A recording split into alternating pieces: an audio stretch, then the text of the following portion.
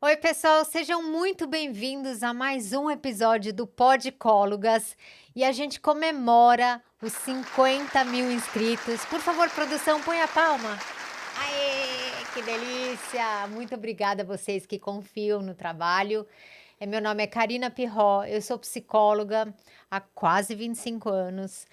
Amo neurociência, amo comportamento humano e estou aqui para trazer sempre convidados muito especiais para vocês aprenderem mais sobre a sua saúde mental e tirarem as suas dúvidas sobre comportamentos. E hoje a gente está com um convidado de novo muito especial que já veio aqui, fez tanto sucesso.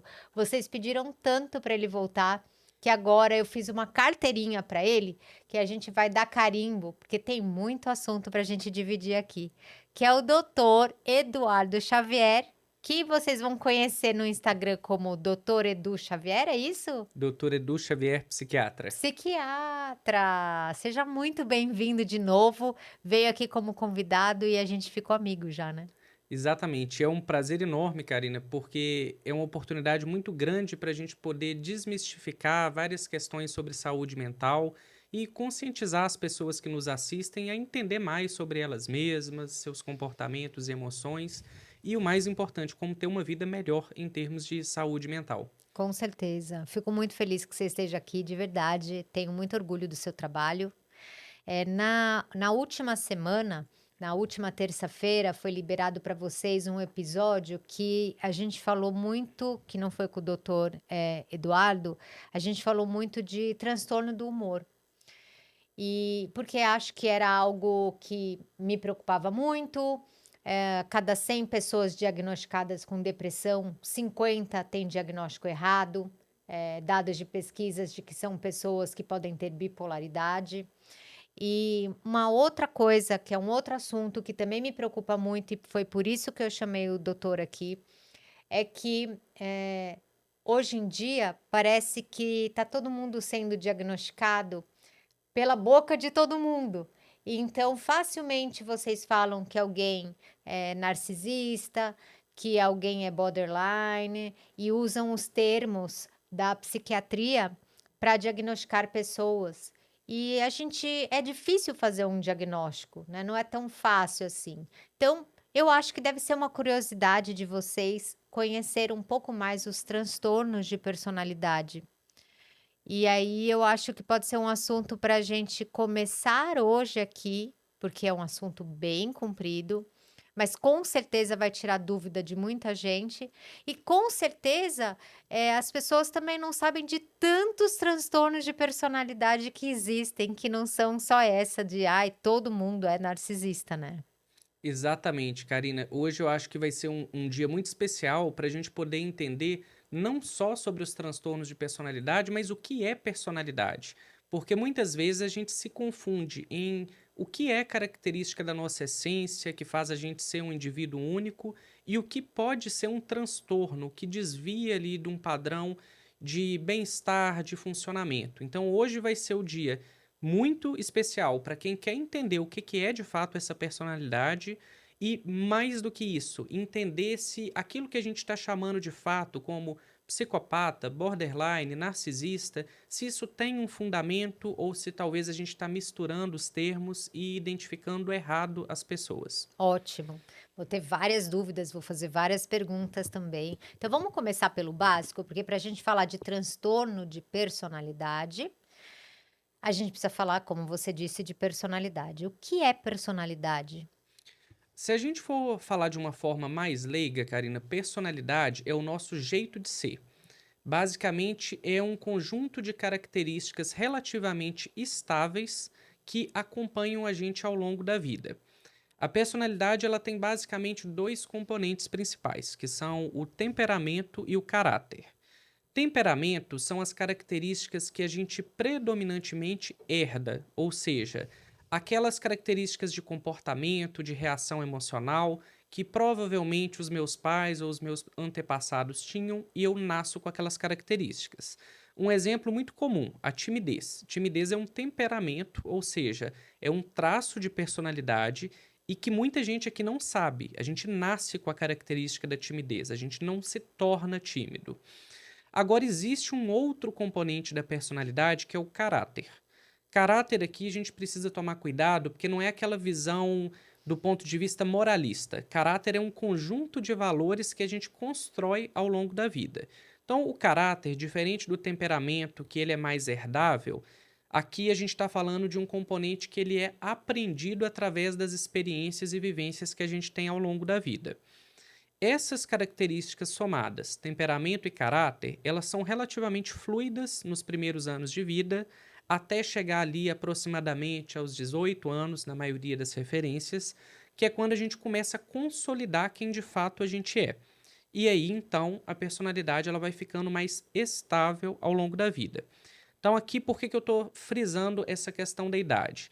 Porque eu aposto que vocês que estão ouvindo a gente já receberam notícias do tipo: uma criança que cometeu uma violência, ela é psicopata. Ou um adolescente que cometeu um crime brutal ou passou por um processo ali de violação de direitos, ela é narcisista, ou ela é psicopata, ou ela é histriônica, e a gente precisa separar aqui que não. A gente não faz diagnóstico de transtornos de personalidade antes da personalidade estar consolidada. Então a gente precisa entender que ela é moldável ao longo da vida, até por volta ali do início da vida adulta, que é quando de fato ela fica mais estável. Ou seja, a gente mantém aquilo que é conhecido pelos outros como nosso jeito de ser, a nossa forma de se comportar, tanto em relação a nós mesmos quanto ao mundo. Então, quando a gente percebe alguma característica que veio já desde pequenininha, talvez isso tenha mais a ver com o temperamento. É isso? Exatamente. Por exemplo, vamos separar aqui de uma forma que fique um pouco mais clara para quem está ouvindo a gente. É muito comum, Karina, que as famílias elas tenham características parecidas entre os membros. Por exemplo, a minha família fala muito alto, todo mundo conversa muito, é mais engraçado. Resumidamente, é uma família mais extrovertida. Extroversão é uma característica que tem a ver com temperamento. Você não nasce e aprende a ser engraçado ou aprende a ser falante. É algo que vem ali com a sua herança genética. Agora, existem questões que a gente vai aprendendo ao longo da vida com as experiências, como é o caso de um padrão da personalidade de rigidez cognitiva, no qual, por exemplo, eu enxergo as coisas como elas são e aquilo ali ele vai se manter relativamente do mesmo jeito. Por exemplo, eu passei uma experiência de trauma num relacionamento. Aí eu aprendo que pessoas não podem ser confiáveis. Essa visão minha mais pessimista em relação às pessoas, ou uma visão mais desconfiada, que me acompanha ao longo da vida, isso é uma característica que provavelmente eu aprendi com a experiência que eu tive, que é um somatório das minhas tendências de temperamento com os valores que eu vou construindo, por isso que a gente chama de caráter. Então, isso vai moldando ao longo do tempo. Então, aquilo que eu vou construindo com meu amadurecimento tem a ver com caráter. Aquilo que eu tenho já desde os primeiros anos de vida, que é quase como uma habilidade inata ou uma característica inata, vem do temperamento. Quando você me fala isso, lógico que tem diferentes autores que abordam. Quando eu falo das características mais de temperamento, tal, eu acabo caindo no Big Five. E quando eu falo, que eu vejo agora que você está falando do caráter, dessas coisas que a gente vai aprendendo ao longo da vida, e que você deu esse exemplo do relacionamento, e que a pessoa pode se tornar mais desconfiada, eu lembro muito dos estudos do Jeffrey Young de esquemas. Você já teve contato com esse Sim, material? É parecido mesmo isso? é parecido porque, basicamente, para quem não conhece esse termo e está acompanhando a gente, só para diferenciar isso um pouco mais. O Big Five é uma teoria que ela vai colocar 5 grandes agrupamentos de características que vão colocar as pessoas mais enquadradas ou menos enquadradas em perfis de personalidade. Por exemplo, amabilidade, abertura à experiência, que são características que separam as pessoas. Por exemplo, eu posso ser uma pessoa muito avessa a experiências novas. Eu sou mais conservador, eu gosto das coisas do mesmo jeito. A Karina, por outro lado, pode ser uma pessoa que ela gosta da novidade, gosta de viver o diferente. Isso é uma das características do Big Five que vai separar as nossas tendências. Tem uma série de outras. O esquema são comportamentos relativamente rígidos e estáveis que a gente desenvolve ao longo da vida, mas aqui a gente vai falar de uma pegada mais disfuncional, ou seja, os esquemas desadaptativos. Para entender um pouco melhor esse conceito, esquema é uma forma como eu aprendo a sobreviver no ambiente em que eu vivo. Então, por exemplo, se eu sou uma pessoa, Karina, que eu tenho pais que demonstram afeto quando eu sou um filho bonzinho, que não reclama, não pede as coisas, não acha problema, eu posso criar uma ideia de subjugação, em que eu normalizo que o direito do outro ou que o espaço do outro é sempre mais importante que o meu. E aí eu vou criar uma tendência, que também é moldada e construída paralelamente à personalidade, a me colocar em segundo plano o tempo inteiro. Então, o esquema, na verdade, é um modelo de enfrentamento que está muito ligado com a minha personalidade e informação. Tá ótimo. Aí a gente formou nossa estamos em formação da nossa personalidade, viemos então com os nossos, temperamentos, ao longo da vida, conforme as experiências de vida, a gente vai tendo alguns aprendizados e chegamos nos 18 anos, esse aprendizado vai ficando mais rígido, e aí ele começa a se tornar mais estável ao longo da nossa vida, aquela característica vai permanecendo, é isso? Exatamente. Um bom exemplo para isso, Karina. É muito comum que na adolescência a gente passe por tribos, do tipo a época que eu gosto de rock, a época que eu gosto de vestir uma roupa mais colorida, a época que eu me identifico mais com um determinado artista. Se a gente parar para pensar, o adolescente ele é meio que um camaleão. Cada hora ele está numa tendência nova. Por que que isso acontece? Porque ele está formando a personalidade dele ainda. Então ele ainda não tem uma noção clara para si mesmo de certo ou errado, de quais são os seus valores, de quais são as suas características. Já o adulto, ele tende, quando a gente está falando de uma personalidade estável e saudável, a ter uma certa rigidez, no bom sentido da Uma palavra, preferência no uma caso, né? preferência, ou melhor, uma estabilidade. Eu acho que se encaixa melhor nesse caso, sobre os valores e as características dele. Então, por exemplo, se eu sou uma pessoa que tem uma tendência a preferir rotina, a gostar das coisas mais ou menos de um mesmo jeito, pouco provavelmente eu vou mudar isso ao longo da vida. Isso vem da minha essência. Se você é uma pessoa mais tímida, mais reservada, que evita expor intimidade para quem você não se sente à vontade, dificilmente você vai mudar isso, a menos que isso seja trabalhado por terapia ou por alguma situação específica de vida.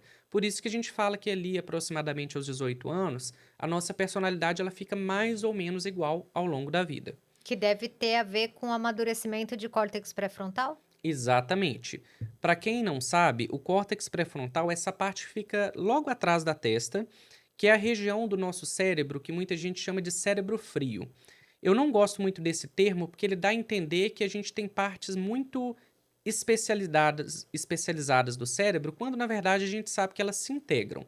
Mas via de regra, para quem não conhece, o córtex pré-frontal é a área de raciocínio, de planejamento a longo prazo, de análise de risco-benefício. Então, é aquela parte que é como se fosse o nosso bom senso falando. Por exemplo, eu sou uma pessoa impulsiva, eu tenho uma tendência a querer gastar meu dinheiro com toda novidade de tecnologia que sai. Aquela vozinha que fala na minha cabeça assim: Luiz, não gasta esse dinheiro aqui, você combinou de investir para fazer sua viagem do ano que vem. Isso é meu córtex pré-frontal. Ele coloca uma sinalização de planejamento, de organização, de gestão na minha vida. É uma das áreas que também vai modular muito do que a gente apresenta com o desenvolvimento na personalidade. Perfeito. Então chegamos nos 18 anos, estamos lá amadurecendo, enrijecendo um pouco mais, né, esse nosso padrão de comportamento, nosso jeito de ser, como você disse. O que momento que pode acontecer um transtorno de personalidade? Essa é uma ótima pergunta, Karina, porque ela vai entrar num dos grandes dramas que a psiquiatria e a psicologia estão vivendo. Até pouco tempo atrás, a gente definia os diagnósticos mentais de uma visão categorial. A visão categorial é assim: ou eu tenho ou eu não tenho. Só que com o avanço da ciência, a gente descobriu que não é uma figura de livro. Eu posso ter características de um campo e ao mesmo tempo de outro. Por exemplo, Eu posso ter características narcisistas, mas ao mesmo tempo ter características antissociais, que é o que a gente chama de psicopatia. Então, hoje a gente tem uma visão mais dimensional, ou seja, as características elas vão se centralizar mais próximas de um determinado transtorno, mas eu não tenho algo que vai me limitar completamente diferente de uma outra pessoa. É um diagnóstico meio borrado. Então, eu posso ter características de mais de um campo, mesmo tendo um transtorno específico. Por isso que é muito comum as pessoas fazerem perguntas do tipo: um psicopata pode ser narcisista? Ele pode. E geralmente um psicopata ele tem características narcisistas, mas o centro do diagnóstico continua sendo a psicopatia. Então, a primeira questão que a gente precisa entender é isso. Os diagnósticos eles compartilham características em comum. Mas mais importante do que isso, a gente precisa estabelecer uma fronteira para chamar algo de transtorno ou não. No caso da personalidade, a gente tem que pensar o seguinte: se a personalidade nossa é o nosso jeito de ser, o que é um transtorno do jeito de ser? Uhum. E esse transtorno seria quando eu gero sofrimento significativo na minha vida ou na vida das pessoas, ou eu trago um prejuízo funcional. Por exemplo, isso gera um dano muito significativo no meu trabalho, nos meus relacionamentos, nos meus projetos de vida. Por que é importante entender que esse dano pode ser em mim ou no outro? Porque se a gente falar, por exemplo, da psicopatia e do narcisismo, a gente está falando de pessoas que não se sentem culpadas de serem assim, mas elas causam dano ao outro. Então, por isso que a gente tem que entender que não necessariamente o sofrimento é na própria pessoa. Talvez é um sofrimento para a sociedade, para as pessoas que estão ao redor. O segundo ponto que você pontuou muito bem, que é um cuidado que a gente precisa ter, é de não confundir um traço de personalidade com um transtorno de personalidade. Porque todo mundo, em maior ou menor grau, vai ter traços de todos os transtornos. Então, vamos dar um exemplo aqui de como que o bom senso ele precisa prevalecer. Vamos supor, Karina, que você me peça um favor e eu falo que eu não posso fazer porque eu prefiro dormir mais cedo hoje e descansar. Eu estou me priorizando. Se eu faço isso com uma certa frequência, eu posso ser uma pessoa egoísta. Se eu faço isso sempre e as pessoas ao meu redor nunca são prioridade e o meu ego ele sempre vai prevalecer, talvez aqui eu estou falando de uma pessoa narcisista. Só que no imaginário comum as pessoas tendem a categorizar comportamentos isolados como transtorno. Quantas vezes a gente ouve coisas do tipo, minha mãe é narcisista? Será que é mesmo? Aqui eu não estou questionando que talvez a relação com sua mãe não seja boa, mas será que tomar uma atitude egoísta faz alguém narcisista? Agir por impulso faz alguém ser borderline? Ter uma frieza emocional em determinadas circunstâncias te torna um psicopata? Não necessariamente. Então, para ser um transtorno, aquilo precisa ser persistente, significativo e gerar prejuízo na sua vida ou na dos outros. E quando a gente fala de persistência, isso é muito importante, Karina, porque existem transtornos de humor que se confundem com transtornos de personalidade. E a principal forma de diferenciar isso é entender se aquela característica te acompanha ao longo da vida ou é uma fase. Por exemplo, se eu sou uma pessoa que, ao longo da minha vida toda, os meus relacionamentos emocionais são muito instáveis, eu tenho um extremo de medo de abandono, de rejeição, eu tenho uma sensação crônica de vazio, talvez eu seja uma pessoa que tem um transtorno de personalidade borderline, que a gente vai falar mais à frente. Mas se eu tive isso só em um determinado momento pontual da minha vida, foi com um relacionamento abusivo que não foi bacana. Se aquilo ali é uma ilha de comportamento, mas não é o todo, ou seja, não é quem eu costumo ser o tempo todo, isso não é um transtorno da personalidade. Pode ser o ambiente que você estava que favoreceu que aparecesse esses comportamentos, Exatamente. né? Ou talvez eu estava deprimido naquela fase e agi de uma forma diferente do que eu agiria. Então, para falar que é um transtorno de personalidade, aquele padrão ele tem que se repetir. Por isso que um dos poucos grupos de diagnóstico da saúde mental que a gente não dá de uma maneira precoce é transtorno de personalidade. É muito comum as pessoas se apressarem, falarem assim: essa pessoa tem uma cara de narcisista. Não é assim que a gente faz esse diagnóstico. Eu tenho que ver se aquela repetição de comportamento acontece ao longo da vida da pessoa em cenários diferentes. Perfeito. Então, tiveram algumas mudanças aí desde a época que eu me formei no CID ou no DSM sobre como que esses transtornos de personalidade são divididos. Você pode explicar um pouquinho? dos das das diferenças. Hoje a diferenças? gente tem uma separação, Karina, que a gente chama de cluster. Cluster são grupos, que é o grupo A, grupo B e grupo C. O grupo de maior interesse da psiquiatria é o grupo B, porque é onde prevalecem os transtornos de personalidade com maior prejuízo. Mas eu vou falar de cada um deles para a gente poder diferenciar. O grupo A é onde se encontram as pessoas que são mais excêntricas ou pessoas que são mais introspectivas dentro de um padrão de transtorno. É onde vai estar o transtorno de personalidade esquizoide, o esquizotípico e o transtorno de personalidade paranoide.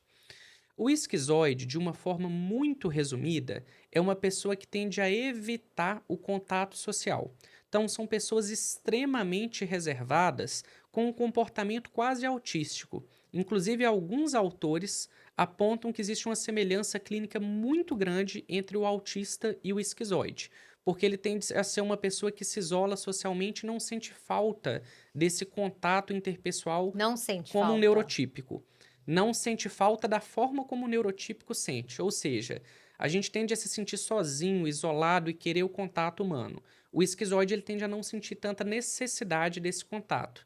Então são pessoas que podem passar o ar de frias, de estranhas, de desligadas do mundo ao redor. Elas estão mais envoltas nelas mesmas. O esquizotípico, apesar da semelhança do nome, é uma condição diferente. O esquizotípico são pessoas extremamente excêntricas.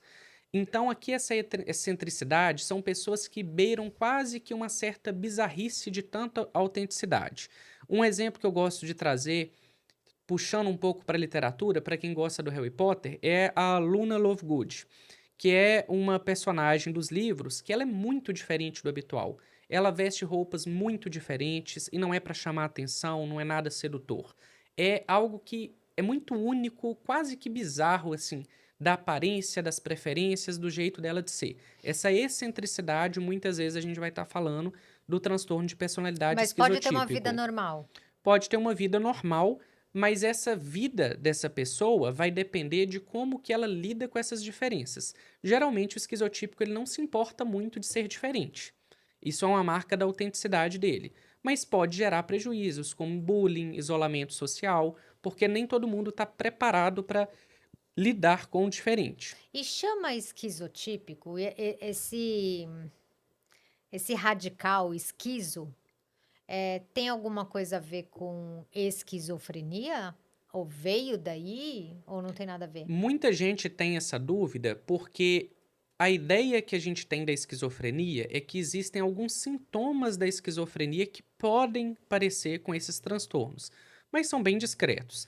No caso do esquizoide, por exemplo, são os sintomas negativos da esquizofrenia, ou seja, o isolamento social, a baixa expressividade emocional, muitas vezes uma hipomimia facial, ou seja, uma dificuldade de corporificar as emoções.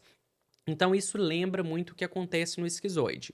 O esquizotípico, o que as pessoas muitas vezes comparam é a bizarrice, que alguns pacientes com esquizofrenia vão ter um excesso de excentricidade, mas basicamente vai parar aqui a principal diferença. O que vai se assemelhar, na verdade, com a esquizofrenia e muita gente tem dúvida é o transtorno de personalidade paranoide. O que seria esse transtorno, Karina? São pessoas altamente desconfiadas que muitas vezes criam tramas quase que delirantes.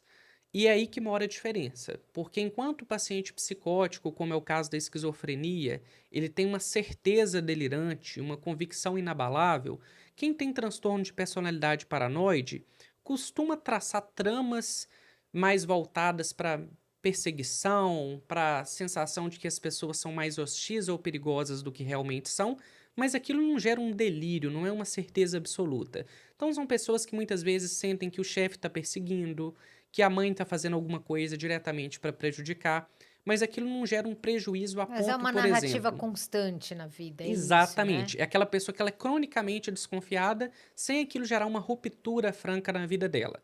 Mas é aquela pessoa que você fala assim, você tá ficando meio paranoico, assim, não tem muito elemento para você achar que essa pessoa tá querendo passar a perna em você ou tá querendo te prejudicar. Então ela tem um cheirinho ali de psicose, mas não é uma psicose. Uhum. Até aqui a gente não está falando de prejuízos tão significativos, tá, Karina? O cluster A, ele tem as suas características que tornam esses indivíduos únicos, mas não é comum que sejam pessoas que procurem ajuda psiquiátrica por exibir um Não sofrimento. procura, né. Não é Talvez a comum. família, se pudesse, levaria, né. Tipo: "Ai, Exatamente. tem alguma Inclusive, coisa tem muito estranha aqui". esquizoide sendo diagnosticado como autista por essa semelhança com essa questão do isolamento social. Perfeito. Vamos Agora a para a gente letra? vai para a letra. Eu vou fazer uma mudança aqui, Karina. Pode Eu vou para a falar. letra C, porque a letra B é a mais importante, Tá que é o bom. que a gente vai dar um pouco mais de enfoque hoje. A letra C, a gente vai caracterizar algumas pessoas com comportamentos igualmente curiosos, que despertam muito interesse na população, mas que geralmente não vão procurar muito psiquiatra, às vezes vão procurar o psicólogo. Vamos começar com o transtorno de personalidade obsessivo-compulsiva, que muita gente confunde com TOC e não é a mesma coisa. Transtorno de personalidade obsessivo-compulsiva são pessoas que têm uma rigidez muito grande em manter um comportamento, geralmente comportamentos mais ritualizados, mas de maneira intencional. Então, são pessoas que geralmente gostam de comer as mesmas coisas, de vestir basicamente as mesmas roupas, de fazer basicamente o mesmo trajeto para o trabalho. Então, elas são muito sistemáticas, elas fazem o seu comportamento de uma maneira muito ritualística e muito rígida. Tendem a ter também comportamentos mais mesquinhos do ponto de vista financeiro, então são pessoas que tendem a se preocupar demais com possíveis tragédias e revés financeiro, então economizam mais do que deveriam, mas que não sentem desconforto de ter esse comportamento. Então, o transtorno de personalidade obsessivo-compulsiva, a gente vai tentar lembrar aqui como uma aproximação de uma pessoa extremamente sistemática que faz as coisas basicamente do mesmo jeito. Que provavelmente a família reclamaria de: "Aff, tudo tem que ser do jeito dele, é muito rígido, não Exatamente, aceita muito mesma uma coisa sempre, flexibilidade". exatamente. Só que aí para quem confunde o termo com o TOC, que é o transtorno obsessivo compulsivo. O TOC é egodistônico, ou seja, os sintomas do TOC geram desconforto em quem sente. Uhum. Quem tem o transtorno de personalidade obsessivo-compulsiva, não. A pessoa gosta de ser assim. Ela está satisfeita em ser assim. Geralmente são as pessoas ao redor que ficam extremamente incomodadas com a avareza, com excesso de rigidez de comportamentos e tudo mais. Perfeito. A gente tem outros dois componentes aqui de transtornos do cluster C, que são o evitativo e o dependente, que hoje eles estão meio que pulverizados em comportamentos que a gente tem colocado mais como transtornos psicológicos propriamente ditos. Mas o transtorno evitativo seria aquela pessoa que tem um comportamento extremamente avesso ao risco. Então ela evita aproximações pelo medo, por exemplo, de serem rejeitadas ou de passarem por uma experiência de ansiedade muito grande. Elas têm uma tendência a um distanciamento emocional para não se confrontarem com seus relacionamentos. Então, o evitativo a gente vai pensar como uma pessoa que tem medo de se expor. Então, diferente do esquizoide, por exemplo, que não se expõe porque não sente a necessidade, o evitativo ele quer se expor, mas ele tem medo, Ele então tem ele medo. acaba Então usando a deve esquiva. confundir muito com um transtorno de humor, como o TAG ou como os transtornos de Com a ansiedade? própria fobia social, porque a fobia social a gente precisa lembrar que a pessoa ela quer se expor, mas ela sente um medo da exposição e da rejeição.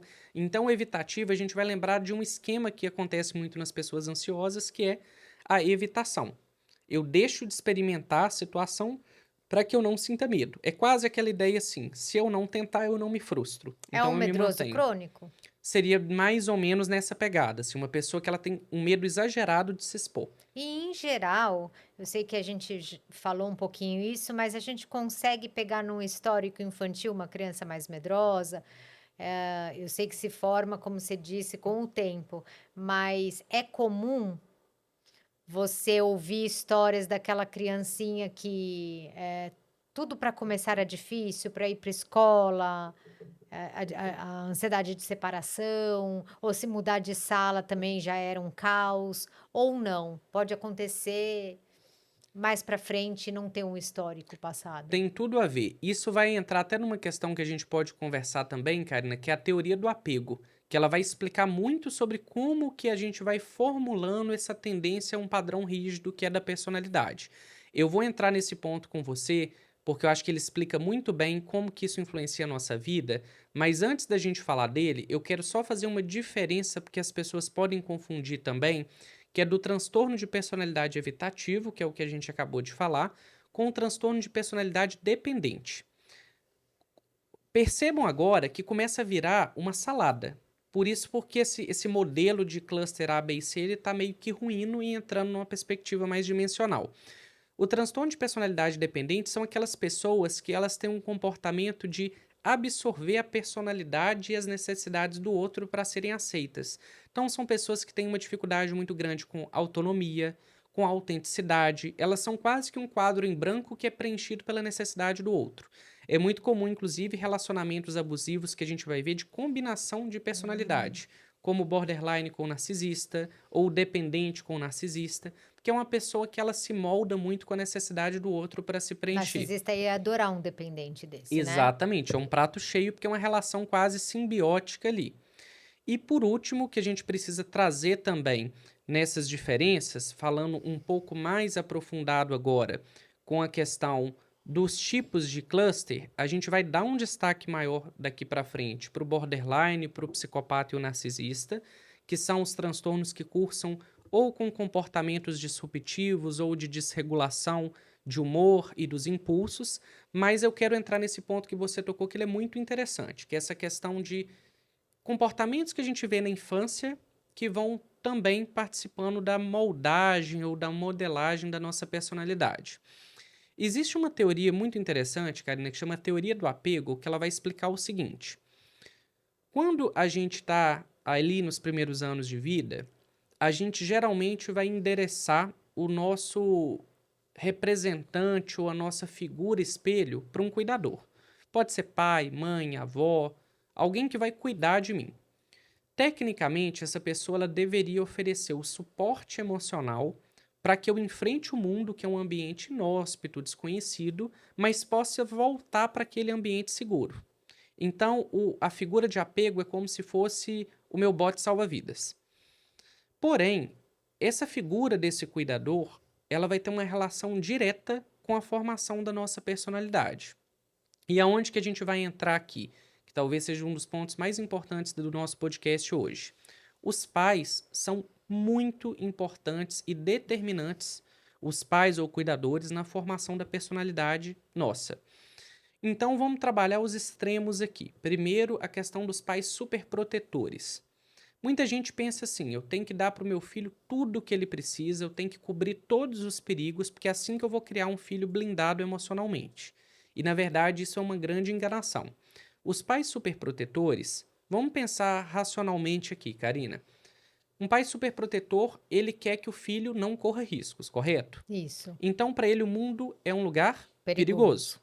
Se o mundo é um lugar perigoso e a criança não tem o espaço para aprender, porque eu só aprendo na tentativa e erro, o que, que vai acontecer com essa criança? Primeiro, ela vai ter uma noção de que o mundo é muito perigoso, que não é um lugar confiável, que as pessoas são perigosas, que ela não pode errar. Então, ela leva esse medo ao longo da vida, ela tem esse medo de se expor. E, por não ter esse processo de aprendizado, ela muitas vezes vai desenvolver uma figura de apego ansiosa. Ou seja, ela depende demais dos outros porque ela não conseguiu andar com as próprias pernas e enfrentar algumas frustrações. Entendi. Se ela sempre ficou no, como você fez uma metáfora, no Porto, não era Porto Seguro que você falou, Bote no salva-vidas. bote salva-vidas, ela acredita que ela sempre vai precisar de um bote salva-vidas, então ela não pula nesse oceano, né? Deixa eu Exatamente. ficar aqui porque lá é perigoso, nunca vai aprender a nadar. Exatamente. Mas aí vamos pensar o extremo oposto. Então, talvez alguém esteja ouvindo e pense assim. Então, a melhor forma de criar um filho É jogar no oceano. é o mundo ensinar para ele. Só que aí a gente vai cair agora numa outra figura de apego que é muito perigosa, que é a negligência. Então, da mesma forma que pais superprotetores impedem que o filho aprenda com frustrações, com traumas, o pai que é extremamente negligente, ou seja, que não oferece os cuidados básicos, ele vai ensinar o que para o filho? O mundo também é perigoso, mas eu tenho que me virar sozinho, que ninguém vai me ajudar. E quem Não tem aprende bote salva-vidas? exatamente, não tem bote salva-vidas, ou seja, sou eu contra o mundo. Mas vamos pensar aqui comigo que isso, olha como é que é legal a psicologia, ela vai comunicando uma teoria com a outra. Uma pessoa que aprende que ela está sozinha no mundo e que ela tem que prover as próprias necessidades, ela se acostuma a agir sozinha. Então, o que acontece quando ela recebe ajuda na vida adulta? Ah, ela não aceita. Ela tem dificuldade, porque ela aprendeu que a vida se resolve sozinha. Então, ela cria, numa tentativa de se proteger, uma casca dura quase que impenetrável. E os relacionamentos saudáveis, eles envolvem eu expor a minha vulnerabilidade. Não é normal a gente não aceitar um elogio, não aceitar uma ajuda e achar que a gente tem que dar conta de tudo sozinho o tempo inteiro. Então, a gente vê aqui que a negligência ela também é muito perigosa, Com porque ela certeza. cria uma falsa segurança nesse desejo que eu tenho de uma autonomia constante. Então eu vou usar ainda a sua metáfora, que eu adoro uma figura na minha cabeça, de que se não tem o bote salva-vidas e essa pessoa fica nadando o tempo inteiro, aí chega alguém perto e fala: Tó, entra aqui no bote. Não, não, não precisa não. Se afoga, né? Porque tem uma hora que você não aguenta. É muito difícil Exatamente. viver nesse mundo E sem. você vai se afogar porque quando você não aguentar já vai ser Já tarde. vai Você ser não tarde. conseguiu pedir ajuda a tempo. Você não conseguiu reconhecer a sua vulnerabilidade. E esse tipo de apego disfuncional, a gente falou que o apego do pai superprotetor é o apego ansioso, é o medo que eu tenho de me expor. Agora a gente vai falar do extremo oposto, é o apego evitativo. Eu evito a ajuda, eu evito expor a vulnerabilidade, porque eu aprendi que eu tenho que resolver tudo sozinho. Certo. E aí vem agora o modelo ideal parental para ajudar a gente a desenvolver a nossa personalidade, que é o pai ou a mãe ou a figura de apego suficientemente bom, ou seja, o apego seguro.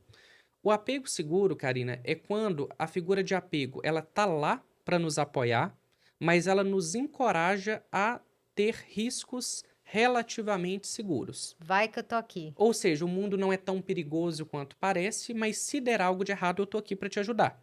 É como se eu te dissesse assim: eu vou deixar você nadar esse trajeto aqui, mas eu tô com a boia aqui do lado. Você vai nadar, pode ser que você não dê conta, mas eu jogo a boia na hora. Mas eu preciso que você tente, porque se você não tentar, você não vai crescer.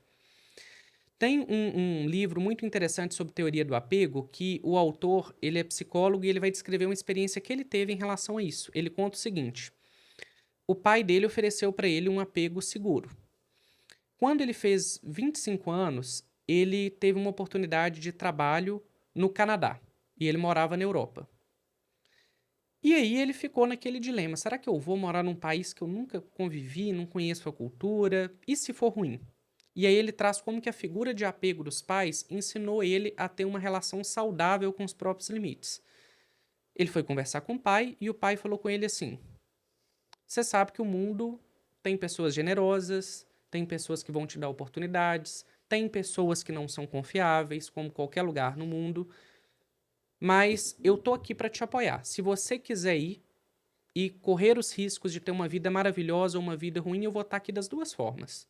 E aí ele se sentiu encorajado a ir, com a sensação de que o pai dele estaria por ele se ele precisasse, mas ao mesmo tempo assumindo o risco de levar uma vida completamente nova.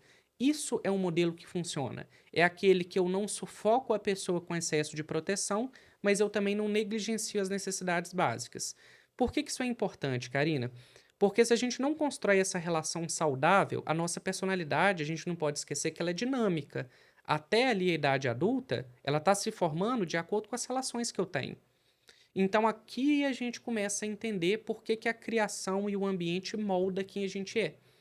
Se eu aprendo, por exemplo, com as minhas figuras de apego, com a vida que eu levo, que eu nunca sou bom o suficiente. Então vamos pensar aquele pai ou mãe que o 9 não tá bom, que a obrigação é tirar 10. Eu crio uma pessoa que ela entende que nada que ela faz é bom o suficiente. E ela cria uma pessoa insegura, uma pessoa que não consegue comemorar as pequenas vitórias, que não consegue enxergar o que tem de bom na vida dela. Por outro lado, se eu tenho uma pessoa que me negligencia o tempo inteiro, talvez nos meus relacionamentos eu não vou conseguir receber afeto, porque eu não tive a oportunidade de aprender a receber esse afeto antes. Sabe aqueles relacionamentos que muita gente se queixa do tipo: meu marido ou minha esposa é muito fria e quando eu tento me aproximar a pessoa foge mais ainda? Isso é um exemplo de uma pessoa que ela não aprendeu a receber afeto. E isso vai comprometendo a qualidade dos relacionamentos. Perfeito. E aí falamos, você sabe que eu tenho a impressão Eu tenho a impressão que eu acho que é o que vai acontecer em breve, daqui a pouco a gente continua no B, sabe aqueles aparelhos antigos de rádio que você ficava aumenta o volume, aumenta o brilho da voz, aumenta o grave, diminui o grave? Eu tenho uma impressão que personalidade são vários botões que a gente tá pondo categoria, mas na verdade é tudo uma questão de dimensão de vai para lá ou vai para cá, né. Então, é o botão do apego, onde tá, né. É um Exatamente. apego seguro, apego evitativo, e eu fico imaginando que para cada uma dessas características, o quanto ela é aberta ou fechada às novas, eh Experiências. experiências, né. Se ela é muito fechada, tem muito cara de uma pessoa totalmente rígida que tem que fazer sempre tudo igual. O quanto ela se cobra, conscienciosidade, o quanto que ela entrega, extremamente perfeccionista ou não, é totalmente relaxada e como se a gente a saúde fosse aquela curva de Gauss, onde tivesse meio que no meio esses botões. Faz sentido para vocês que eu tô falando? Como Faz se todo sentido, é porque a mais ou visão menos isso que eles estão chegando? exatamente, a visão dimensional, ela coloca, ao invés de colocar a gente em caixinhas que não existem na vida real, ela coloca em dimensões. Você tem mais características para esse campo, mas isso não exclui a possibilidade de você transitar por características de outros Né, por traços de isso que eu acho que são os personalidade. botões esses botõezinhos aqui estão, esses daqui estão, né. Exatamente, porque não dá para bater o dedo e falar assim: "Você é narcisista". Mas se você tem características de borderline, então você não pode ser narcisista. Não, os transtornos eles compartilham Uhum, características. É certo. muito difícil a gente partir um limite e falar: aqui acaba isso, aqui Acho que a começa gente fez outro. isso de uma forma didática, e hoje a gente está caminhando para esse lugar de entender que é muito mais dinâmico, né. Exatamente. E aí, entrando agora em pequenas diferenças que eu acho interessantes da gente pontuar do cluster B, que é o cluster que traz mais prejuízos de uma forma O geral. que que tá no B? O B vai estar o histriônico, o psicopata, o narcisista e o borderline. Que é o que todo mundo acha e sai carimbando. Ninguém fala nem Exatamente. do A e nem do C, né, engraçado. Exatamente. O narcisista, então, eu acho que ele vai encabeçando, assim, o carimbo dos rótulos, né? Isso. E explicando de uma forma mais resumida, Karina, o que seria cada um desses? O histriônico são pessoas que elas têm uma necessidade muito grande de chamar atenção. Então, diferente aqui do esquizotípico, que ele chama atenção sem uma intenção de chamar atenção, o histriônico ele faz isso de uma maneira mais sedutora, mais provocativa. Então, são pessoas que muitas vezes vão usar, por exemplo, roupas excessivamente decotadas e coloridas, vão criar uma falsa proximidade. Então, muitas vezes é aquela pessoa que ela finge uma intimidade que ela nem tem com você, mas porque ela é muito excessiva. Não é para te manipular, por exemplo, é porque ela é demais. Então, o histriônico, ele invade demais o espaço do outro. Tem uma tendência a ser uma pessoa mais dramática, mais teatral. Tudo dela é muito intenso, tudo dela é muito colorido.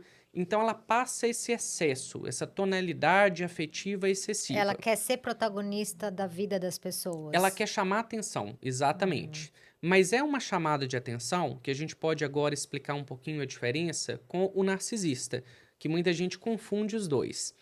O narcisista, olha que interessante isso, Karina. Muita gente, quando eu pergunto o que é ser narcisista, me fala que é uma pessoa com ego inflado, que é uma pessoa cheia de si.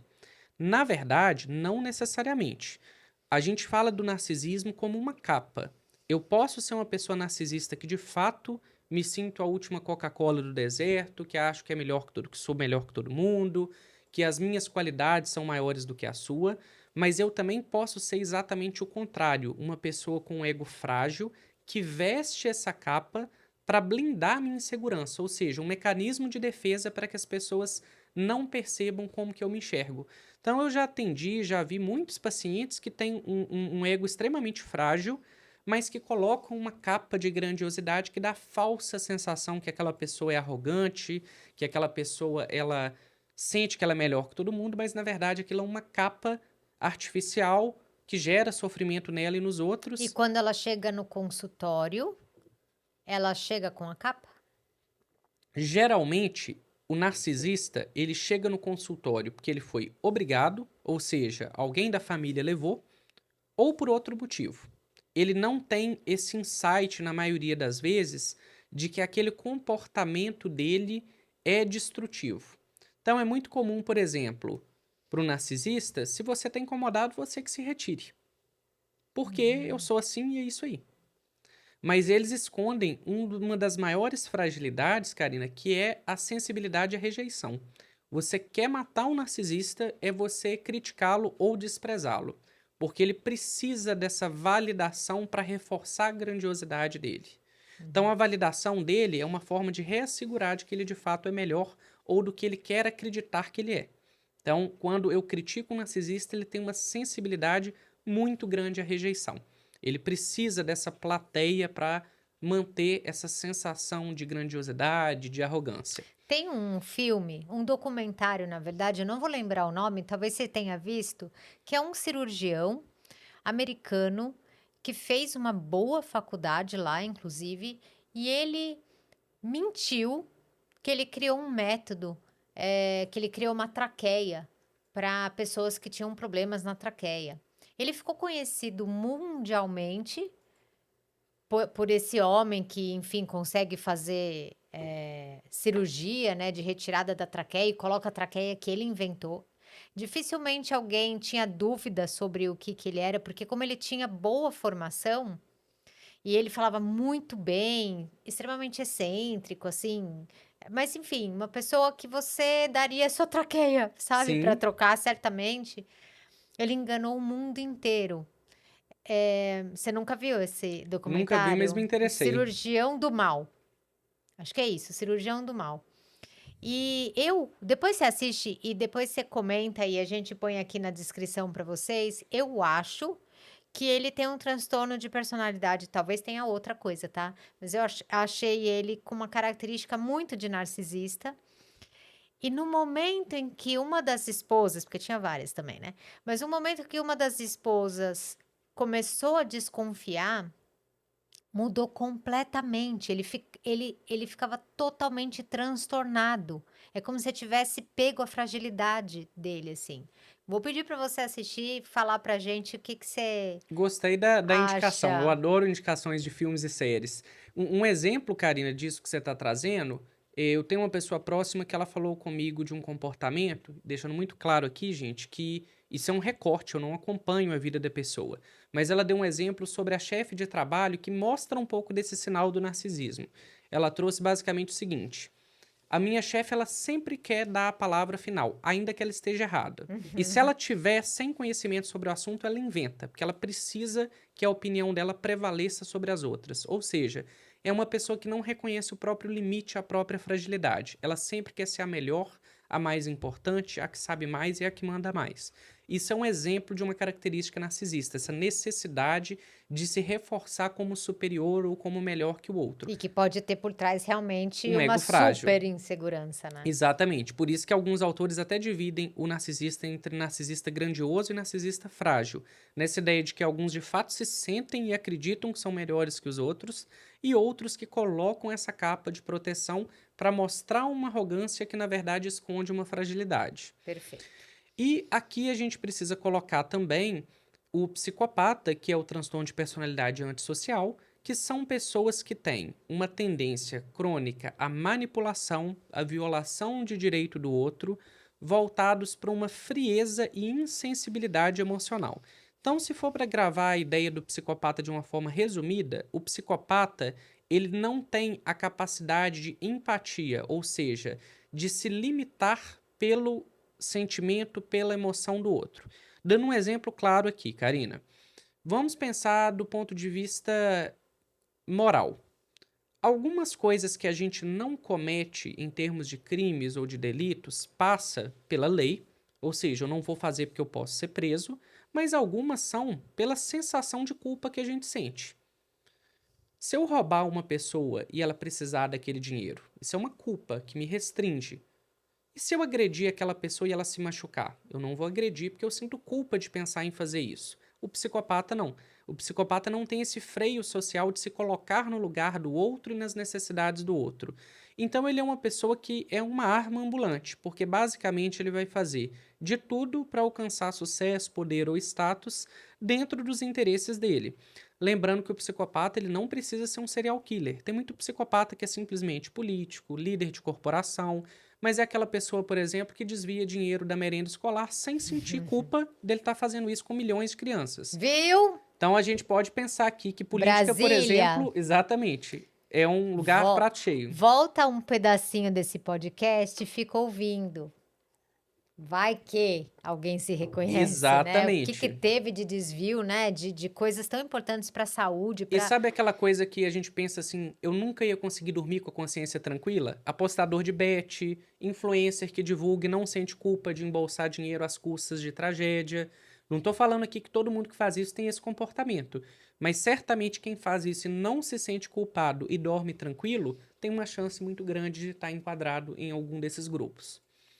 E agora eu acho que é a cereja do bolo, porque é o tema que as pessoas mais perguntam, que gera um imenso sofrimento, que eu gostaria de falar um pouco mais com você, Karina, que é o transtorno de personalidade borderline. Muita gente me pergunta o que é, como identificar, quais são os riscos para a pessoa ou para quem convive com ela. E eu queria saber também assim, se no seu consultório ou se na sua prática clínica isso também é uma demanda muito perguntada. Na verdade, já chegou borderline no meu consultório, mas no direct, uma coisa que me chama muita atenção é que quando alguma borderline, né? Em geral, mais mulher procura do que acho que eu nunca tive um homem que me procurou falando que tinha borderline. E aí, uma coisa muito comum, assim, que me preocupa é falando, eu sou borderline, fui diagnosticada, e pedindo socorro porque, sei lá, nenhum psicólogo me aceita. Eu sei que também tem uma característica de manipulação, tal, que já pode estar sendo usada neste momento, mas tem uma coisa que é real, porque quando a gente conversa com um psicólogo, a frase é não, eu não. Uma coisa é falar eu não atendo porque eu não sei. E eu acho sensacional a gente não atender porque não sabe. Eu acho ético absurdo. Até porque borderline é algo de um atendimento bem especializado mesmo. Então, muito legal. A outra coisa, Deus me livre atender borderline. E eu ouço. Então, eu acredito quando vem as psicólogas, quando ficam sabendo que eu sou borderline, inventam desculpas para não me atender. E quando me procuram, sabendo, eu não atendo. Porque não é minha especialização mesmo, não é meu ponto forte. Li livros sobre isso, não tenho especialização e encaminho para alguém que tem especialização. Perfeito, Karina. Você tocou num ponto muito importante, porque de fato, no imaginário coletivo e até entre profissionais, circulam informações do tipo borderline é o paciente difícil. Eu acho que se fosse para resumir como que eles são rotulados, e a gente vai desmistificar aqui muitos conceitos, é o paciente difícil.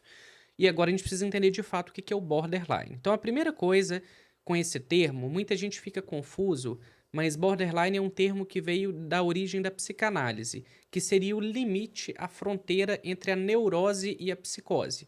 Porque, como a gente vai ver aqui, alguns comportamentos do borderline podem pegar uma pessoa desavisada e achar que essa pessoa está psicotizando ou que ela tem esquizofrenia, por exemplo. Então, para a gente entender o borderline, a primeira coisa que a gente precisa pensar novamente, Karina, é a questão da figura de apego. Existe um componente dentro da nossa personalidade que é o self. Self é a minha estrutura interna, é quem eu sou. E esse self, para ele se desenvolver, e aí vai entrar os conceitos de autoestima, de autoconhecimento, ele está sendo moldado tanto pelas minhas tendências de nascença, que é aquilo que a gente falou do temperamento, quanto os valores e experiências que eu adquiro ao longo da vida. E a gente sabe que quem tem o transtorno de personalidade borderline tem o que a gente chama de self subdesenvolvido. Ou seja, é como se a autoestima e a autopercepção dessa pessoa fosse muito fragilizada. E essa fragilidade, perdão, ela está muito relacionada com um medo muito grande de abandono, uma dependência emocional e uma sensação crônica de vazio. Basicamente, como que essa dinâmica vai se dar na vida da pessoa borderline? Geralmente são pessoas muito intensas e instáveis emocionalmente. Então, quando elas gostam muito, e isso pode gerar, muitas vezes, um comportamento excessivo. Ou seja, a pessoa ela fica muito obcecada nas relações, sejam relações de amizade, familiares, trabalho ou relacionamento amoroso, e isso pode gerar na outra pessoa uma sensação de sufocamento ou de excesso. A gente está falando de uma intensidade na relação que cansa. Exatamente. Claro, gente, que tudo que a gente está falando aqui é o padrão do que é mais comum. Existem variações de pessoa a Lógico. pessoa. É só para ficar fácil de entender. Didático, exatamente. Porque às vezes eu vejo uns comentários assim: ah, mas eu tenho diagnóstico e não sou assim. Então vocês vão pensar isso aqui como mais comum. Então, essa intensidade emocional, ela faz com que essas pessoas elas invistam exageradamente nos relacionamentos de uma maneira quase obsessiva. Então, te dando um exemplo que é muito comum. O borderline começa a namorar ou faz uma amizade. Ele quer ser o melhor amigo, a melhor namorada. Ele quer fazer tudo que a pessoa quer. Só que isso é de uma forma extremamente intensa. E a gente sabe que tudo que é muito intenso, ele vai e volta rápido.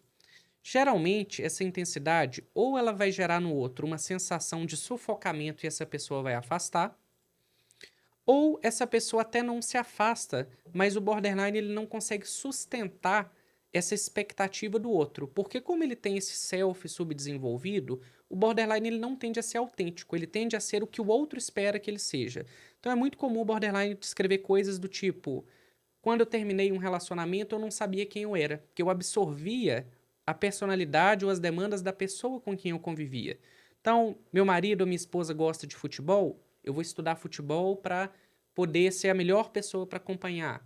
Essa pessoa gosta de esporte radical, eu vou tentar acompanhar. Parecido com o dependente que a gente falou, Por isso que eu né? falo que vira uma salada isso, porque ele É. tem essa dependência emocional.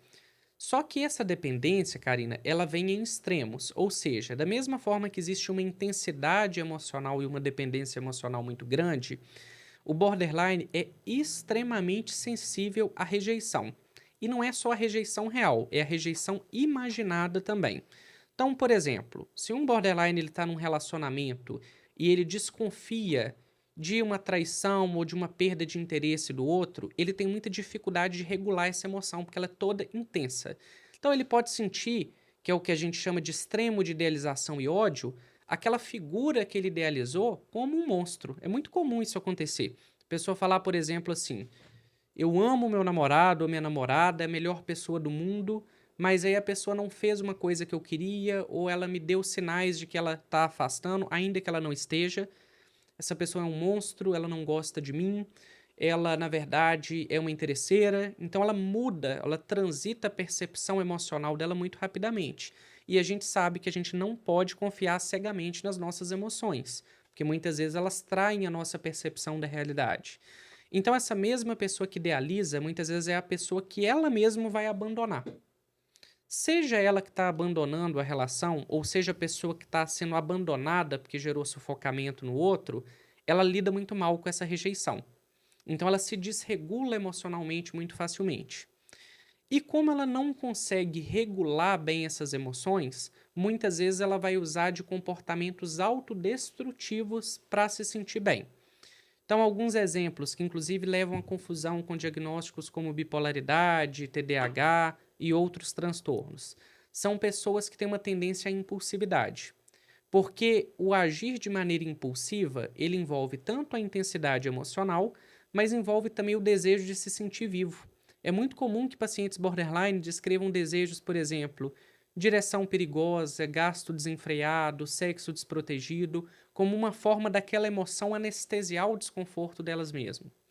E isso também pode ser acompanhado de comportamentos autolesivos. Então, a automutilação que muita gente pergunta. Aqui é até interessante de separar. A automutilação é um comportamento que ele não tem a intenção de tirar a própria vida. Ele tem uma intenção de aliviar a dor emocional, transferindo ela para a dor física. Então é muito comum que o borderline ele fale que quando ele se machuca, ele sente alívio emocional, que é uma coisa que parece estranha. Mas por quê? Porque é a ferramenta que ele tem de forma mais rápida, sem um tratamento, para regular as emoções, para ele se sentir novamente anestesiado. Então, aqui a gente descreveu várias características: instabilidade emocional, medo exagerado de abandono, extremo de idealização e ódio, impulsividade ou medidas de risco para poder se sentir vivo e regular as próprias emoções, e os comportamentos autolesivos. Aonde que entra a parte que eu falei da confusão com a esquizofrenia e que muita gente não sabe? São os comportamentos que a gente chama de ideação paranoide transitória. Então, assim como eu falei que no transtorno de personalidade paranoide a pessoa pode ter algumas cismas ao longo da vida, o borderline em Uhum. crise, ele pode criar conspirações na cabeça dele. Do tipo, a pessoa me abandonou porque ela tá me traindo. Às vezes a pessoa não respondeu um WhatsApp porque ela estava ocupada no trabalho. Então, ela começa a confabular, criar ideias, muitas Verdade. vezes ali distorcidas para tentar regular as próprias emoções, mas que rapidamente se desfaz quando a pessoa volta para o próprio eixo. Eu atendi uma paciente que, eu demorei para perceber que era borderline, faz uns 15 anos, né. Eu não tinha atendido borderline no consultório ainda, e ela veio por sintomas de depressão, tá, então parecia depressão. E aí depois com o tempo que eu fui vendo, então como que eu percebi, né, ou como que eu descobri? Na verdade ela me idealizou, ela me colocou, assim, inicialmente no topo. Num pedestal. É, faz muito tempo, tá, vou tentar lembrar algumas coisinhas importantes que me lembra isso que você falou. Então ela me idealizou, depois quando acontecia, por exemplo, dela não poder vir por algum motivo e eu não tinha um horário para repor, a raiva era muito grande, então a decepção muito grande. Depois gerou uma coisa de dependência minha, assim, precisava ficar mandando mensagem, mensagem, mensagem, mensagem toda hora. Então, um apego muito, né, intenso comigo. Eu vi que eu mudei desse lugar de eu era o amor da vida, assim, você é tudo pra mim, pra você é mais uma que me abandonou, né. Depois, ainda quando ela piorou com esse estágio, que ela ficou com raiva, ela me mandava mensagem a madrugada inteira aí entrou em ideia paranoide mesmo, que, todo mundo que trabalhava na empresa dela tinha uma conspiração contra ela, sabe. E aí eu encaminhei para um colega meu na época, e o que eu fazia muito era eu tinha o CID-10 na mão na época, e eu ficava: "Gente, não enquadra em nada do que eu conheço", eu comecei a virar página por página. Aí a hora que eu caí em borderline, foi assim que eu descobri o que que era borderline, porque na faculdade eu não tive. Embora eu tivesse aula com uma psiquiatra maravilhosa, que ensinou pra gente um monte de coisa sobre borderline, ou eu faltei nessa aula, não é possível. E aí, foi assim que eu descobri. Tem tudo que você comentou, né, todos os pré-requisitos. Exatamente. Olha que interessante, Karina, alguns sinais que você foi comentando que eu acho importante da gente levantar. Primeiro, o borderline ele passa por uma peregrinação médica. É muito comum que o borderline ele já tenha sido diagnosticado antes, como depressão, bipolaridade, TDAH, porque ele tem características que são migradas de acordo com a fase de instabilidade que ele está. O segundo ponto, são pessoas como você pontuou muito bem, e aí para quem está ouvindo a gente, o intuito não é fazer um diagnóstico, mas levar alguns sinais de alerta. Chama muito a atenção aquela pessoa que é intensa demais, ou seja, você acabou de começar uma amizade e a pessoa te trata como melhor amigo. Tá rápido demais, não era para ter sido uma transferência tão maciça assim, de expectativa, de te colocar num pedestal. Então aquela pessoa que te coloca num pedestal antes da hora, ou mesmo que você não está fazendo tanto para ela te colocar naquela posição, é um sinal de alerta. A forma como a pessoa lida com a rejeição. Então, uma pessoa emocionalmente estável, ela aceita que nem todo mundo está disponível o tempo todo. O borderline ele reage muito mal. Então, ou ele vai se isolar, ou ele vai ser hostil com as palavras ou com algumas atitudes, ou ele vai te colocar nessa posição diametralmente oposta, que é exatamente o que você colocou. Vamos pensar esse caso que você está descrevendo. Você foi rapidamente idealizada, e no momento em que você apresentou uma ameaça de abandono, e por que que é ameaça, a gente volta a dizer, real ou imaginária? Você só não podia atender essa pessoa na hora que ela esperava, mas isso já foi encarado como: a Karina não quer me atender. A Uhum, Karina é mais uma que vai me abandonar. A Karina não é uhum, digna da minha confiança. Então você sai de herói a monstro muito rapidamente. uhum. E esse processo, ele pode vir acompanhado dessas ideações paranoides, ou seja, uma desconfiança quase que maquiavélica ali de que tem algo de muito estranho no ar para isso ter acontecido. Agora, falando nesse ponto, Karina, você tocou numa questão muito interessante quando você pontua sobre as limitações de tratamento. Eu vou falar do borderline, mas isso vale para todas as condições que a gente citou até aqui. Se personalidade é um jeito de ser, você acha que a personalidade é tratada com remédio? As comorbidades, provavelmente, né? Exatamente. Ou seja, eu não trato o meu jeito de ser em essência com remédio. Eu trato com terapia e tem terapias específicas que a gente vai discutir aqui a partir de agora. Com remédio, eu trato a situação da pessoa além do transtorno de personalidade, ela tem uma outra condição. Então, um borderline ele pode estar deprimido, ele pode ter Uhum. TDAH, ele pode ter bipolaridade. E aí, eu vou tratar aquela condição. Mas o borderline, o narcisismo, o transtorno de personalidade dependente, ou qualquer um dos que a gente citou aqui, a gente vai tratar em terapia. E aqui a gente precisa entrar num ajuste de expectativa, Karina, que se jeito de ser uma coisa relativamente estável ao longo da vida, o objetivo da terapia não é me fazer ser uma pessoa completamente diferente. É aprender, baseado nas minhas limitações, como ter comportamentos mais adaptativos. Uhum. Que minimizem o meu sofrimento e, quiçá, do outro, né? Exatamente. Uhum. Dentro disso, existem duas terapias principais que tratam de uma forma muito mais específica o borderline. Em primeiro lugar, a DBT, que é a terapia dialética comportamental, e alguns estudos apontam que a terapia de esquemas também pode ser benéfica. Que foi criada para isso, inclusive, né? Exatamente, porque ela entra nesses esquemas que a gente chama de desadaptativos, né? O borderline, ele muitas vezes veio de uma figura de apego que a gente chama até diferente, que é um apego misturado, é apego desorganizado, porque ele é um apego em alguns momentos ansiosos, em algum momento evitativo. Então a pessoa ela perde o parâmetro de intensidade emocional que ela deveria ter e se desregula.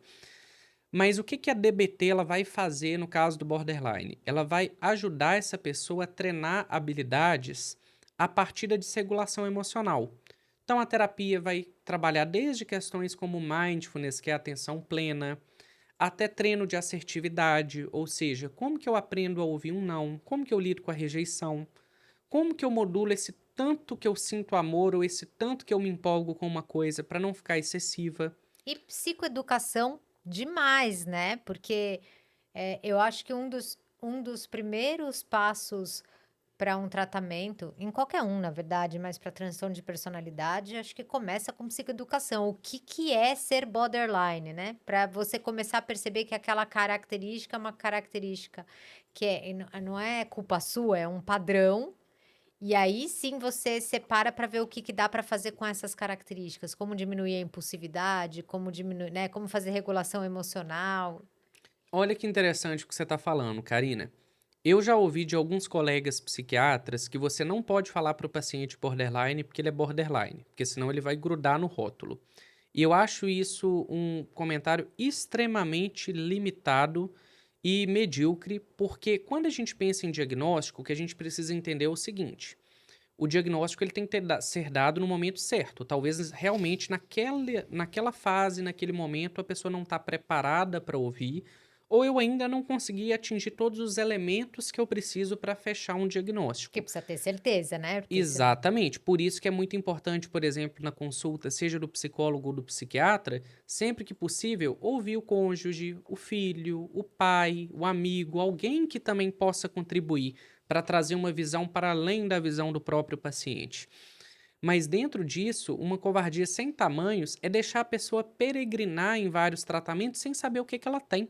Porque se eu não sei o que que eu tenho, eu não sei o que que eu tenho que buscar. exato. Imagina que eu falo para você, por exemplo, assim: Karina, eu tô tossindo tem 2 meses. Aí eu vou ao médico. O médico fala assim: não importa saber por que essa tosse que está acontecendo. Importa sim. Se for uma pneumonia, eu vou tomar antibiótico. Se for uma alergia, talvez eu vou ter que tomar um antialérgico, um corticoide. E se Se for um for. câncer de pulmão, você precisa saber. Exatamente. Se for asma descompensada, eu vou precisar tratar asma. O que que muda de um para outro? O diagnóstico. No borderline, na depressão, no TDAH ou em qualquer condição psiquiátrica, eu só consigo entender como agir se eu entendo o que eu tenho, que é uma necessidade básica. E eu já vi muitas pessoas, e assim, já vi isso no consultório, já vi isso conversando com outros colegas, que se emocionam na consulta porque elas passaram por 4, 5, 6 profissionais e ninguém nunca explicou o que estava acontecendo.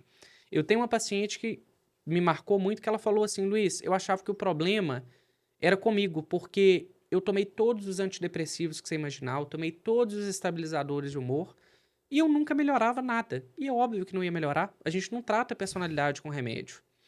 Então, no momento que ela entendeu o que estava acontecendo, ela entrou numa jornada com uma terapia direcionada para ela aprender formas mais adaptativas de regular as emoções, de expressar o que ela está sentindo, de entender que nem todo não e nem toda ausência é necessariamente ser abandonado.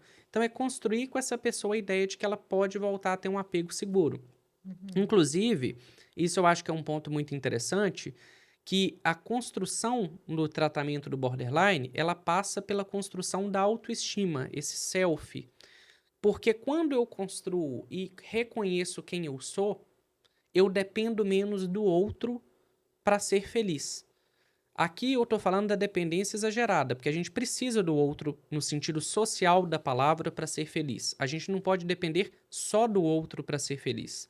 Porque hoje também a gente tem um discurso que a teoria do apego ela até critica de uma forma muito inteligente, que é essa valorização da independência absoluta. Uhum. Ser totalmente independente também não é saudável. O saudável é ter a minha dependência para situações em que exijam dependência, ou seja, eu preciso expor a minha vulnerabilidade e aceitar ajuda, e preciso ser independente para outras questões. Então eu não tenho que estar nem no esquema da necessidade completa de outro e da validação do outro, e nem no esquema da ideia de que eu não dependo de ninguém ou que eu não Não possa receber existe ajuda. isso, somos um ser social, nunca vamos ser independentes, né, inclusive a total independência a gente já olha isso com Um mecanismo de defesa. problematizando, exatamente. Exatamente, Uhum. exatamente. Então, a terapia ela vai ajudar a pessoa a integrar. Eu acompanhei um caso que eu achei muito marcante, Karina, que era uma pessoa que ela me trazia assim, a cada fim de relacionamento, ela sentia que ela não se conhecia. E aí ela me procurou após um dos términos que ela passou, e ela falou assim: "Eu tô numa crise existencial, porque eu tenho 30 anos, eu não sei do que eu gosto, eu não tenho um hobby, eu não sei do que eu não gosto, porque eu gosto do que as pessoas desejam que eu goste. Se eu tô com um namorado ou namorada que me faz bem, eu vou quase que como um camaleão adaptando aquelas necessidades. E eu também tenho muito medo de ser rejeitada. Então eu não falo para as pessoas algumas opiniões que eu tenho, porque se ela não gostar da minha opinião, eu sou um fracasso. Ou seja, a pessoa se rotulava numa extrema dependência. E um dos trabalhos que a gente fez em acompanhamento foi construir, ou melhor, conhecer quem ela era. Então ela começou a entender, por exemplo, que ela adorava artes manuais, mas que ela detestava futebol. Ela começou a entender qual que era o posicionamento político que ela tinha, quais tipos de defeitos ela percebia em si mesma e que ela precisava melhorar, quais eram os pontos fortes que ela tinha e que destacavam ela de outras pessoas. Então, a partir disso, os relacionamentos que ela construiu passaram a ser muito mais autênticos. Porque ela conseguia se posicionar um pouco melhor, do tipo, Uhum. isso aqui eu não aceito, isso aqui Não eu não quero ver gosto. futebol. Exatamente. E do tipo, eu tenho uma ideologia tal. Se você não tem e isso é o suficiente para você não querer ser meu amigo, sinto muito, mas eu não posso mudar quem eu sou só para te agradar o tempo inteiro. Então foi uma construção ali de autoestima, uma construção de quem ela era nesse processo. Muito legal. Então a gente passou hoje por, olha só, falamos o que é personalidade, como que ela se forma, os transtornos de, o que que é um transtorno de personalidade, a divisão dos três clusters. Você falou do A, do B e aprofundou um pouco mais no borderline. E tenho certeza que deu um gostinho de, meu Deus, eu quero saber mais, que para mim deu super, né? Quero conhecer mais. Eu vou te agradecer de novo muito. Você é extremamente didático. É uma delícia te chamar aqui. A gente teve retorno muito positivo do seu primeiro podcast comigo. E desde então, pessoal, desde que eu conheci o Dr. Eduardo, a gente tem uma super aliança, assim, eu tenho muita segurança hoje de encaminhar os meus pacientes próprios e da Clínica Norte para a equipe do Dr. Eduardo, porque além da gente trabalhar junto, não é só uma questão de encaminhar, é uma questão de discutir o caso para a gente poder ajudar junto os pacientes, né? Eu Eu falo, acho. Karina, nesse ponto que você trouxe, que trabalhar em equipe, o psicólogo e o psiquiatra, é como se a gente estivesse falando da criação de um filho. O papel que o pai exerce vai depender do papel que a mãe exerce para fazer uma criação ali global. O psiquiatra e o psicólogo que não se comunicam é como se fossem pais divorciados que se Exato. divorciam do É filho também. É verdade. aquela ideia assim, eu no meu canto, a esposa ou ex-esposa no outro, e o filho desintegrado.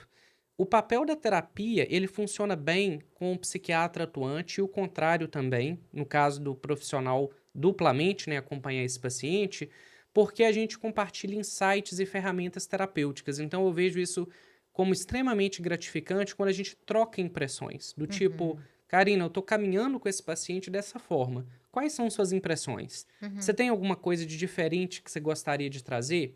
E quantas vezes a gente aprende um com o outro? Quantas vezes eu pensei assim, eu estava indo para um caminho e aí o psicólogo me trazia assim, não, isso aqui já aconteceu antes. O paciente previamente autorizando, claro, mas a gente acessava informações que a gente precisa lembrar que o psicólogo ele vê o paciente toda semana. Às vezes o psiquiatra vai ver a cada 2 ou 3 meses, a depender da frequência. Então, ter um trabalho em que um complementa o conhecimento e a percepção do outro faz com que todo mundo ganhe no tratamento, principalmente o paciente. Com certeza. Daqui a pouquinho eu vou contar. A gente está acabando, eu vou contar só um caso que aconteceu entre nós aqui com uma paciente em comum, para vocês verem como que é legal trabalhar.